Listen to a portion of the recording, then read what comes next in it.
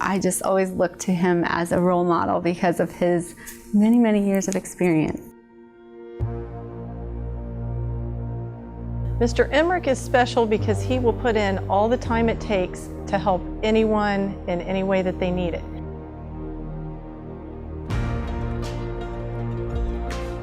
He is a teacher who really continues to learn as he teaches.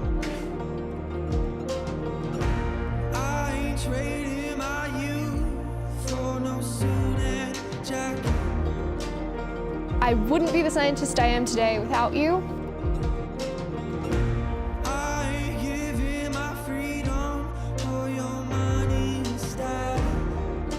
I mean, I just enjoyed seeing him every day. He was always excited. He was always there early.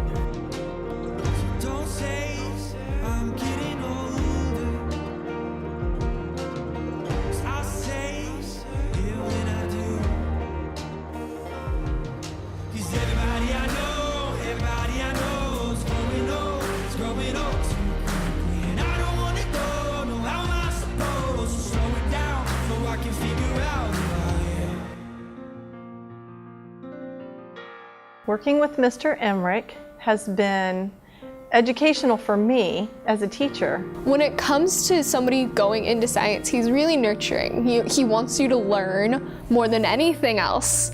And he's always there to guide you to the answer. He's never there to give you the answer. He's taught me a lot of things that, about chemistry and physics that I never knew before, about equipment that I'd never used before. I have enjoyed asking him questions and for advice, and I'll really miss having the opportunity to get him to give me tips on ways that I can make my lessons better or advice on what I can do to improve. Dave he's phenomenal.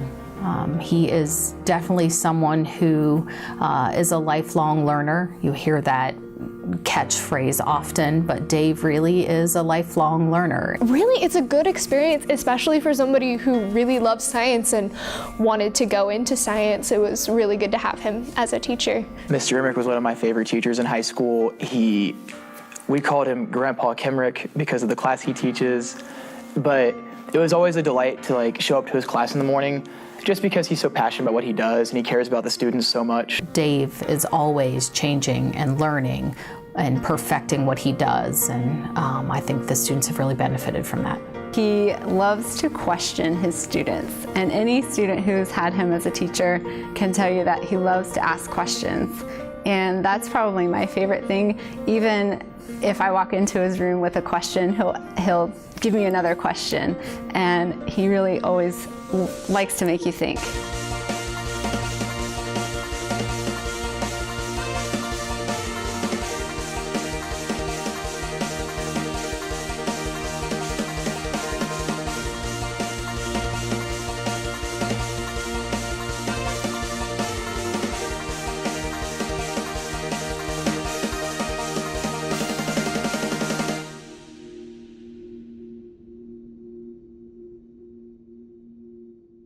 So I first met Mr. Emrick in the middle of the summer.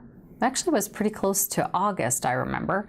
And he was dropping off his resume looking for a position in chemistry and physics, which was surprising because I was looking for a teacher in chemistry and physics and was very excited to meet with him.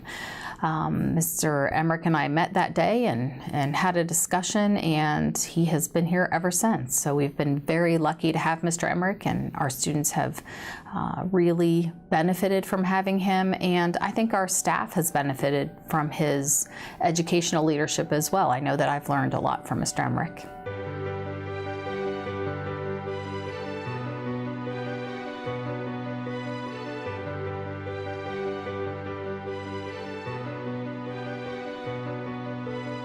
One of the hardest courses I took, and he made it not easy, but very doable because of the way he taught it. The blessing has been this, that I'm not always a person's first B. So that's been nice to share some of that pressure. Instead of just him giving you an answer and you know it, you actually learn how to find the answers yourself. The discovery process, how to teach myself things when I need to know them, besides just having bad professors, just teaching myself things that I should just know. And that's definitely something that he taught me how to do first. Anyone who has taught in education for 50 years, that in itself is different and special. I think a lot of people look forward to retiring from education, look at wanting to maybe do another field or another job, and that is not Dave. He had a blue and a red pen, which he would use to do things, or he would color code his note cards, and that's something I've done as well. So he's essentially helped me become the better version of a student I could be. I think most students would tell you who've had him in class that he has done a really nice job of challenging them and preparing them for college classes where they'll be forced to really be independent thinkers. Students come back to Northwestern talking about how they can handle college courses that they wouldn't have been able to do otherwise, that they are able to go into a career that was super challenging, but because they had the experience with him teaching them how to think and how to learn and how to really work hard, they were able to succeed in these ventures. Dave has retired and rehired and retired and rehired, and I think he just really, this is his heart and soul. Teaching is Dave Emrick.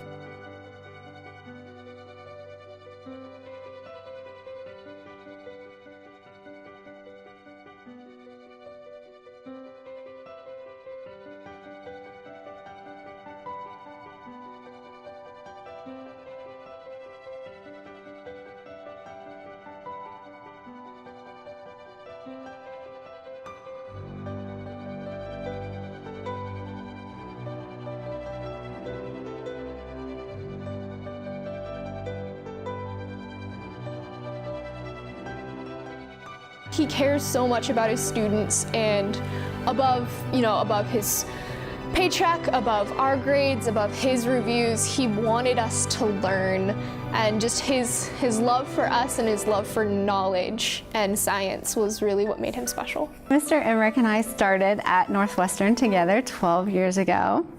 He had 38 years experience teaching, and I was a brand new teacher, so he's always been like a mentor to me. If he was ever upset, it was because he thought someone could be doing better, and then he let you know you could be doing better, but in a very constructive, positive way. Though we don't teach the same areas, we often discuss our philosophies about education, about the changes in the school culture. So he's been somebody that I feel like I can go to and commiserate with, and also that I can go to and bounce ideas and feelings off of. In high school, AP Chem was a lot to take on at once. So he had a saying. He asked us, "How do you eat an elephant?" And then the answer was bite by bite. And I've used that same method of tackling other studies in college now. So when you have long projects that take 3, 4, 5 days of work to get done, it's easier to just set off and take care of one step at a time and work on a couple of things than it is to try and tackle one great big project all at once and become stressed out and nervous over it. So that's definitely impacted me.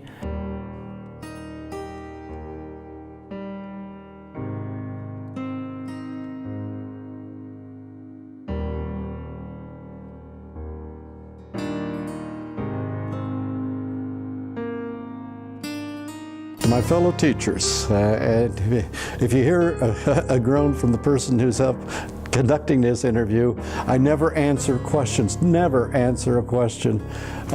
Probe them with questions, find out what they know.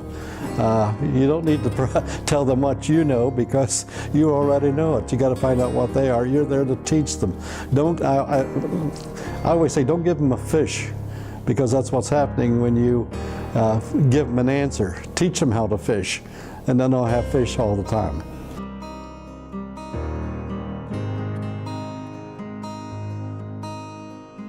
This year, my motto has been, don't fear making mistakes. Make them, because that's how you learn.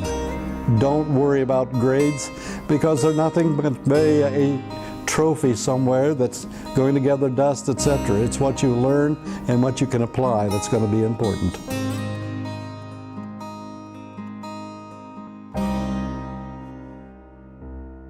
I was actually a major in chemistry and chemical engineering, and my wife said, why don't you pick up your teaching certification while you're doing it? And I said, oh, okay. I did that, did my student teaching, got hooked, and so thank you, Mary Ann.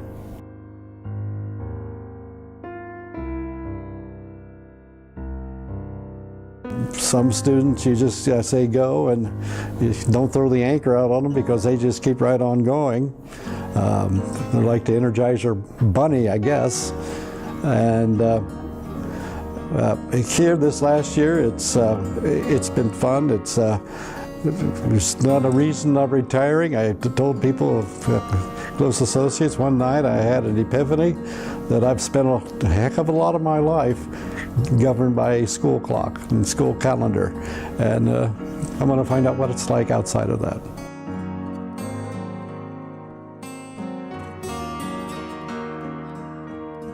I've had students who have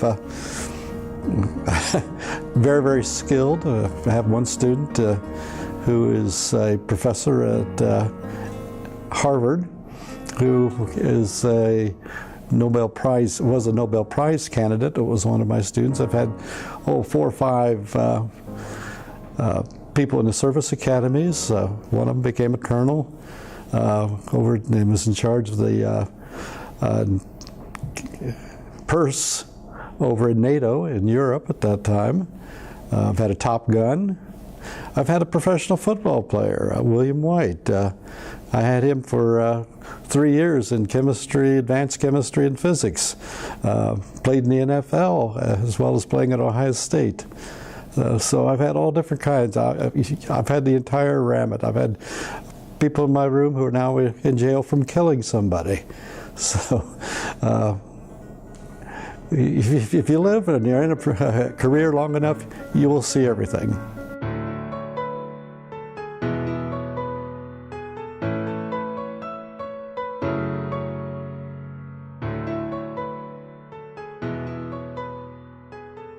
I don't think Dave at all is retiring in the way that a lot of people think. I think he may not come to work every day and do this job, but I can't ever see Dave not teaching. I think his grandkids and his children really will benefit from his knowledge, and I know that he will continue to be a teacher and a learner for his entire life. I will miss you, my colleague and my friend. Enjoy the moments. You deserve them, Dave. Thank you, thank you, thank you, thank you, thank you. I wouldn't be the scientist I am today without you. You deserve this. You deserve all of the retirement that you're about to get, and I really hope that you enjoy it, and I really hope you miss us, because we're gonna miss you. Mr. Emrick, I just hope that you enjoy every second of retirement. Having you in class for 2 years was an incredible experience. I loved every second of it, and I'm so glad that I have you for 2 years instead of twice a day for 1, because just seeing you every day was so worthwhile. I know you're going to do incredible things. You have great grandchildren to be taken care of, and I know that you'll just be happy and be doing incredible things to make other people happy at the end of the day, and I'm just excited to see you be able to take less work on and more family on, and to do the things that really, although you love teaching, do other things that I know you love. I hope you enjoy every second of it. In your retirement, I would really like to see you enjoy your time off, enjoy your time with your family, enjoy your grandkids and your traveling, and do all the things that you couldn't do when you were busy taking care of all your wonderful students here and doing your job as well as you did. I really hope that you have time to enjoy your family and travel and relax and sleep in, and that you enjoy not having to drive for 45 minutes every day each way to school. And I really hope that you know how much we'll miss you here at Northwestern.